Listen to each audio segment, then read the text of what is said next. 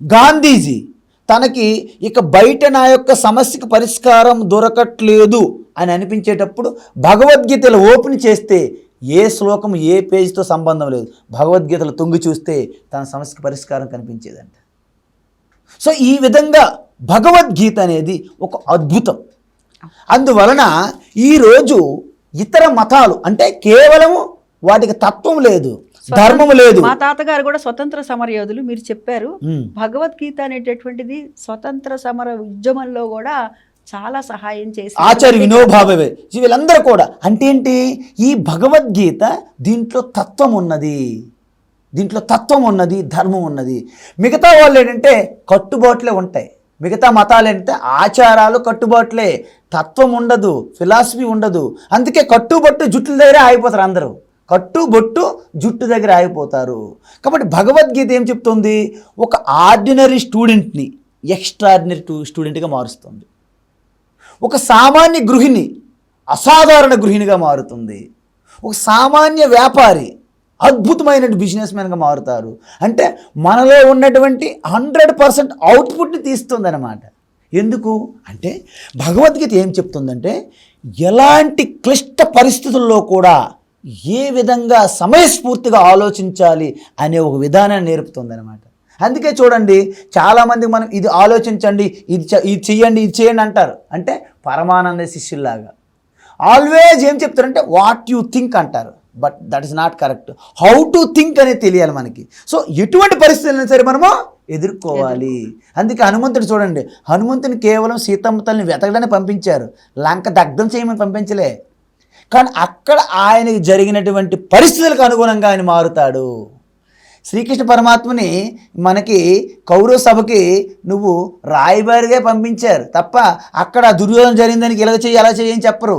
అంటే అక్కడ ఉన్న పరిస్థితులకు అనుగుణంగా కృష్ణ పరమాత్మ అక్కడ వ్యవహరిస్తారు. కాబట్టి మనం కూడా ఆ యొక్క దేశకాల పరిస్థితులకు అనుకూలంగా ఏ విధంగా ఆలోచించాలి, ఏ విధంగా వ్యవహరించాలి అనే విధి విధానాల్ని తెలియజేస్తుంది భగవద్గీత. అడుగులు ఎలా వేయాలి. అందుకే భగవద్గీత చనిపోయినప్పుడు చదవాలని, ఆడవాళ్ళు చదవకూడదని, ఈ టైంలో చదవకూడదని, ఆ టైంలో చదవాలని చెప్పరు. ఎందుకంటే భగవద్గీత చదివితే నీకు పుణ్యం రాదు, భగవద్గీత చదివితే పుణ్యం రాదు. భగవద్గీత మోక్ష శాస్త్రము అంటే నీలో కలిగినటువంటి రాగము, భయము, క్రోధము, అదేవిధంగా రాగము, శోకము, మోహము ఇవి పోయినప్పుడు నీలో కలిగే అనంత శాంతి, పరమశాంతి, పరమానందమైనటువంటి సంపూర్ణ భద్రత కూడినటువంటి చిదానంద రూప శివోహం అనే అపరోక్ష అనుభూతి కలిగించే ఒక జ్ఞాన నిధి భగవద్గీత. గీతాచార్యుడు ఈ భగవద్గీతలో అదే చెప్తారు కదా, ఈ దేహము చినిగిపోయిన వస్త్రాన్ని జీర్ణ అని యథావిహాయ అంటే అట్లా అదే విధంగా ఈ శరీరాన్ని పక్కన పెడతారు, నీ పాత వస్త్రాన్ని, జీర్ణమైన వస్త్రాన్ని పక్కన పెట్టేట్టుగా ఈ శరీరం కూడా అంతే. నువ్వు దాని మీద మమకారం పెంచుకోకు, ఆత్మజ్ఞానం తెలుసు. ఇక్కడ 2 విషయాలు చెప్పాలి. అక్కడ చిరిగిపోయిన వస్త్రం లాంటి దేహం పోల్చాడు కానీ మళ్ళీ నూతన వస్త్రం పొందుతుందని చెప్పాడు. అందుకే పునరభిజననం, పునరపన్నం. ఎవరైతే తన స్వరూపం చిదానంద స్వరూపం అని తెలుసుకోరో వాళ్ళకి పునరభిజననం, పునరమరణం. మరి తెలుసుకున్న వరకు ఏంటి, నా జాయతే మ్రియతే వా కదాచిత్ నాయం భూత్వా భవితా వా న భూయః అజో నిత్య శాశ్వతోయం పురాణః న హన్యతే అన్యమానే శరీరే అని చెప్పారు. కాబట్టి మీరు వాస్తవానికి తత్వం తెలుసుకోవడం ఒకటి, నేను జీవాత్మగా తెలుసుకోవడం ఒకటి, నేను శరీరాన్ని తెలుసుకోవడం ఒకటి. అంటే 3 రకాల జ్ఞానాలు: దేహాత్మ భావన, జీవాత్మ భావన, ఆత్మభావన. అందుకే హనుమంతుడికి ఏమంటారంటే, నేను ఈ దేహముతో తాదాత్మ్యం చెందినప్పుడు నేను రామునికి దాసుడిని, నేను జీవాత్మ భావంలో ఉండేటప్పుడు రాముడు సర్వం అయితే నేను అందులో ఒక అంశ, నేను ఆత్మస్వరూపతత్వం ఉండేటప్పుడు అహమేవ రామ, నేనే రాముడిని అని చెప్పుకున్నాడు. అది అందరికి కావాలి.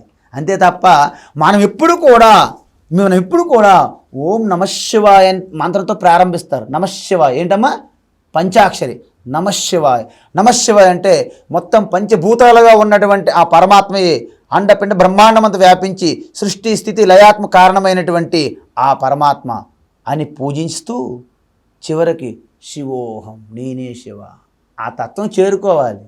తత్వం చేరుకోకపోతే ఇన్కంప్లీట్ అది. కేవలం జీవితాన్ని ఓం నమ శివాయతో పని అవ్వదు.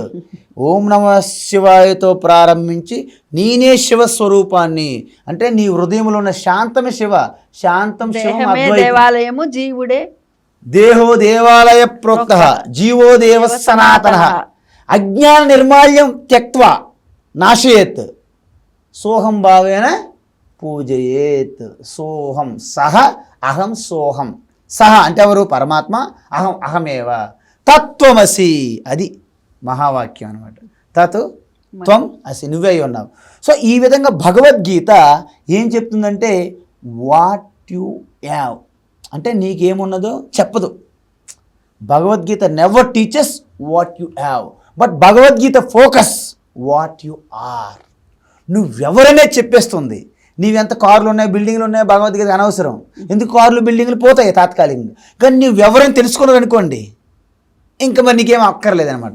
సో భగవద్గీత అనేది మనం ఎటువంటి పరిస్థితుల్లోనైనా సరే ఎలా బయటపడాలి, ఈ స్ట్రెస్ నుండి ఎలా బయటపడాలి, టెన్షన్ నుండి ఎలా బయటపడాలి, యాంగ్జైటీ నుండి ఎలా బయటపడాలి అంటే స్టూడెంట్గా వాడి కర్తవ్యం ఏమిటి. అందుకే కర్మణ్యేవాధికారస్తే మా ఫలేషు కదా. ఇది బ్రహ్మసూత్రం లాంటిది. జనరల్గా మనం డ్యూటీ చేస్తున్నప్పుడే దాని ఫలితం మీద దృష్టి పెడతాం. అందుకే మీరు సరైన ఇన్పుట్ ఇవ్వలేకపోతారు. పిల్లలు కూడా చదువులు అంతే. ఎగ్జామ్స్ ఎందుకైతే రాస్తారు నైట్ అవుట్ చేసిన ఫలితం ఉండదు. ఎందుకంటే వీళ్ళకి రిజల్ట్ మీద టెన్షన్, యాంగ్జైటీ, స్ట్రెస్ అనమాట. అందుకే ఏం చెప్పారు, నువ్వు ఎప్పుడు కూడా ఎదుటి వారితో కంపేర్ చేసుకోవద్దు. You should not compare out side. You always compare with in you. నేను నువ్వే కంపేర్ చేసుకోవాలి. మార్నింగ్ నుండి ఉదయం నుండి ఇప్పటి వరకు ఎంత ఇంప్రూవ్మెంట్ అయ్యింది మీకు, ఇప్పటి నుంచి నైట్కి ఏం ఇంప్రూవ్మెంట్ అవుతుంది, ఈవేళ నుండి రేపటికి ఎంత ఇంప్రూవ్మెంట్, లాస్ట్ ఇయర్ నుంచి ఈ సంవత్సరం మీకు మీరు చెక్ చేసుకోవాలి. పక్కింటి వెళ్తే చెక్ చేయడం మొదలెట్టాం మనం. అందుకే మనం అన్నీ కోల్పోతాం అనమాట. ఎందుకంటే కూడా పక్కింట్లోనే చూస్తాం, మనకు అది అలవాటు. అందుకే ఇప్పుడు వచ్చినటువంటి టెక్నో స్కూల్స్ అన్నీ కూడా కాంపిటీషన్లో పడి మనుషుల్ని ఒక మెషిన్లుగా తయారు చేసి ఒక రోబోలుగా తయారు చేస్తున్నారు. వాళ్ళు ఎటువంటి వ్యక్తిత్వ వికాసం లేదు, మానసిక వికాసం లేదు, బుద్ధి వికాసం లేదు. మీకు ఇంకో విషయం, భగవద్గీత మేము చదువుతున్నామండి, మాకు అర్థం కావట్లేదు, గుర్తు ఉండట్లేదు. కానీ ఒకటి గుర్తుపెట్టుకోండి, భగవద్గీత మీరు చదవండి రెగ్యులర్గా. అర్థం కాకపోయినా గుర్తుండకపోయినా దానివల్ల మీకు తెలియనటువంటి మార్పు కలుగుతుంది. ఈరోజు సెయింట్ జేమ్స్ స్కూల్ అని లండన్లో స్కూల్ ఉంది. ప్రతిరోజు 40 minutes గీతా శ్లోకాలు ఉపనిషత్ శ్లోకాలు చదివిస్తారనమాట. వాళ్ళకి అర్థం తెలియదు కానీ శ్లోకాలు కూడా మన ఇండియాలో కొన్ని స్కూల్స్లో మొదలు పెట్టారండి. సంతోషకరమైన విషయం అది. సో ఇలా చేయడం వలన మనకు తెలియకుండా కొంత మార్పు వస్తుందన్నమాట. సో వీటిలో ఉన్నటువంటి అనేక స్థానాల్లో ఆ ఉచ్చారణ, ఆ యొక్క నర్వస్, ఆ బ్రెయిన్ సిస్టము, ఆ EQ and IQ, intelligence quotient, emotional quotient, ఇవన్నీ కూడా బ్యాలెన్సింగ్ అవుతాయి అనమాట. అంటే ఒక బ్యాలెన్స్డ్ సిస్టంగా తయారవుతుంది వారి యొక్క వ్యక్తిత్వం, ఆ యొక్క బాడీ లిమ్స్. అంటే వాళ్ళు ఒక యోగిగా ఫిట్ అవుతారనమాట. అప్పుడు ఏంటంటే కరెక్ట్గా ఒక కాన్సన్ట్రేషన్ పెరుగుతుంది, ఒక మెమరీ స్కిల్స్ పెరుగుతుంది, డిస్ట్రాక్షన్ తగ్గిపోతుంది. అందువలన నువ్వు చదవబోయే చదువు మీద ఆ పర్పస్ తెలుసుకుంటావు, ఇంట్రెస్ట్ పెరుగుతుంది. మనం అది తెలియజేయకుండా చదువు అంటే పిల్లలు చదవరు. వాడు ఏదో గేమ్లు ఆడుకోవాలనుకుంటారు, ఇంకా అందులో ఇంట్రెస్ట్. సో చదవడం వల్ల ఏం ఇంట్రెస్ట్, చదువు వల్ల ఇంట్రెస్ట్ ఏంటి, చదువు వల్ల ప్రయోజనం ఏంటి, మనం వాళ్ళకి ప్రజెంట్ చేయగలగాలి. అలా కాకపోతే డైవర్ట్ అయిపోయి, డిస్ట్రాక్ట్ అయిపోయి, స్కాటర్ అయిపోయి ఉన్న శక్తిని కోల్పోతారు. సో దాన్ని తినడానికని చెప్పేసి బయట ఫుడ్, ఈ జంక్ ఫుడ్, రోడ్డు మీద ఫుడ్, పానీపూరి, ఇవన్నీ రకరకాల చెడు.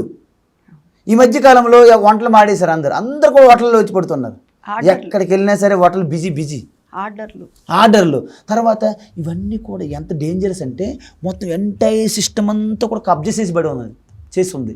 దాంట్లో ఉమ్మూస్తున్నారు, రకరకాల యూరిన్ పోస్తున్నారు, రకరకాలు వండేస్తున్నారు, అంత ప్యాకింగ్లు, అంత ఆర్డర్లు.